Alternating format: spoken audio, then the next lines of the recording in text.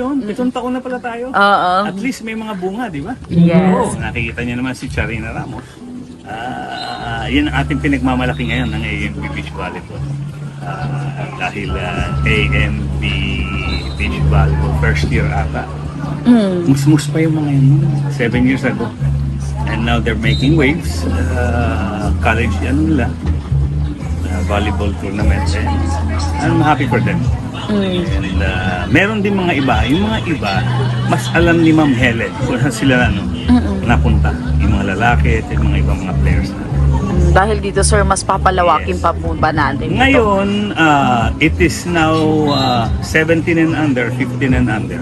Mas bata. Sabi ko nga kay Ma'am Helen, sana nung pa natin umpisahan mas bata.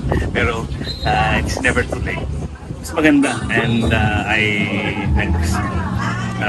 ano pa naman, tentatively, but I asked them na kung meron mga national tournaments at meron tayong paraan na padala yung mga team natin, napadala natin. And not only that, again, ipa-plug ko na naman yung ating third year naman sa tennis.